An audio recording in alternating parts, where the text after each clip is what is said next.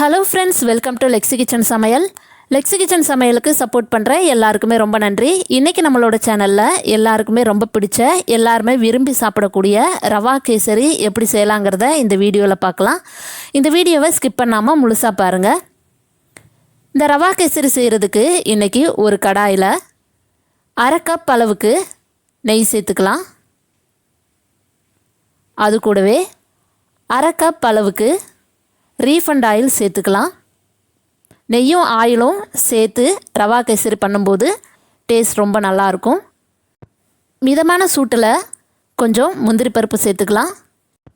அடுப்பை லோ ஃப்ளேமில் வச்சுட்டு முந்திரி பருப்பை வறுத்துக்கலாம். லைட்டாக வறுபட்டதும் தேவையான அளவு உலர் திராட்சை சேர்த்துக்கலாம். உங்களுக்கு எந்த அளவுக்கு தேவையோ அந்தளவுக்கு நீங்கள் கூடவோ குறைவாகவோ சேர்த்துக்கங்க. சேர்த்துட்டு முந்திரி பருப்பும் உலர் திராட்சையும் நல்லா வறுபட்டதும் அதை நாம் தனியாக எடுத்து வச்சுக்கலாம். கடாயில் இருக்கக்கூடிய ஆயிலையும் நெய்யையும் பாதி அளவை தனியாக எடுத்து வச்சுக்கலாம். இப்போ ஒரு கப் அளவுக்கு ரவையை சேர்த்துட்டு நல்லா வறுத்துக்கலாம். அடுப்பை லோ ஃப்ளேமில் வச்சுக்கலாம். கை விடாமல் ஒரு 2-3 நிமிஷம் போல் நல்லா ரவையை வறுத்து எடுத்துக்கலாம். ரவை கரிஞ்சிடாமல் நல்லா வறுத்துக்கலாம். ரவை நல்லா வறுபட்டுருச்சு. நல்லா வாசமும் வர ஆரம்பிச்சிருச்சு. இந்தளவுக்கு ரவை நல்லா வறுபட்டு வந்ததும் நாம் அதை தனியாக எடுத்து வச்சுக்கலாம். ஒரு கடாயில் ஒரு கப் ரவைக்கு 3 கப் அளவுக்கு தண்ணி சேர்த்துக்கலாம். ஒரு கப் ரவைக்கு 3 கப் அளவு தண்ணி கரெக்டாக இருக்கும். தண்ணி சேர்த்துட்டு தேவையான அளவு உப்பு சேர்த்துக்கலாம். உப்பு சேர்க்கும்போது தான் அந்த சர்க்கரையில் இருக்க இனிப்பு எடுத்து கொடுக்கும். உப்பு சேர்த்துட்டு நல்லா கலந்து விட்டுக்கலாம். இப்போ கலர் பவுடர் சேர்த்துக்கலாம். ஒரு 1/4 ஸ்பூனுக்கும் குறைவான அளவில் கலர் பவுடர் சேர்த்துக்கலாம். சேர்த்துட்டு நல்லா மிக்ஸ் பண்ணிக்கலாம். இப்போ நல்லா தண்ணி நல்லா கொதிச்சு வரட்டும்.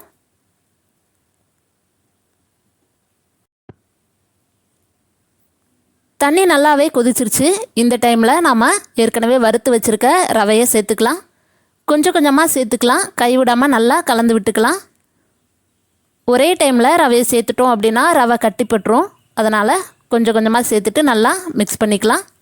கட்டி எதுவும் இல்லாமல் நல்லா கலந்து விட்டுக்கலாம். அடுப்பை லோ ஃப்ளேமில் வச்சுக்கலாம். ரவை நல்லா வேகட்டும்.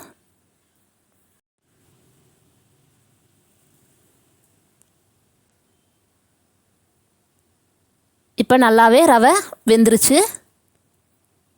இதில் இருக்கக்கூடிய தண்ணி எல்லாமே நல்லா வற்றி வரட்டும்.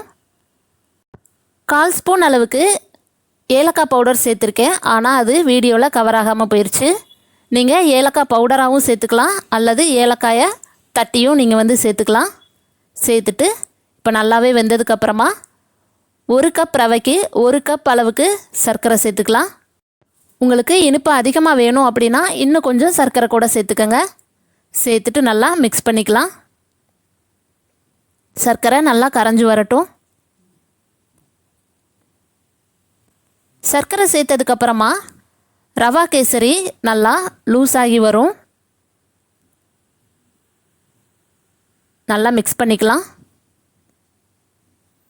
இப்போ நல்லாவே சர்க்கரை எல்லாமே கரைஞ்சி வர ஆரம்பிச்சிருச்சு. இன்னும் ஒரு 2 நிமிஷம் போல் நல்லா கலந்து விட்டுக்கலாம். இப்போ நல்லா மிக்ஸ் பண்ணதுக்கப்புறமா நாம் ஏற்கனவே எடுத்து வச்சுருக்க நெய்யும் ஆயிலையும் சேர்த்துக்கலாம். சேர்த்துட்டு நல்லா மிக்ஸ் பண்ணிக்கலாம். இந்த மாதிரி கடைசியாக நெய்யும் ஆயிலும் சேர்த்து பண்ணும்போது ரவா கேசரி நல்லா வாசமாகவும் இருக்கும், டேஸ்ட்டும் நல்லாயிருக்கும். சீக்கிரமாகவே கெட்டியாகவும் ஆகாது. கடைசியாக நாம் வறுத்து வச்சுருக்க உலர் திராட்சையும் முந்திரி பருப்பையும் சேர்த்துக்கலாம். சேர்த்துட்டு நல்லா கலந்து விட்டுக்கலாம். நீங்களும் இதே மாதிரி இதே அளவுகளோட ஒரு தடவை செஞ்சு பாருங்கள். ரொம்பவே சூப்பராக இருக்கும். பாருங்கள் எவ்வளோ சூப்பரான ரவா கேசரி ரெடி ஆகிருக்குன்னு. இந்த வீடியோ உங்களுக்கு பிடிச்சிருந்தா லைக் பண்ணுங்கள், ஷேர் பண்ணுங்கள். லெக்ஸி கிச்சன் சமையலுக்கு சப்ஸ்கிரைப் பண்ணுங்கள். தேங்க்ஸ் ஃபார் வாட்சிங்.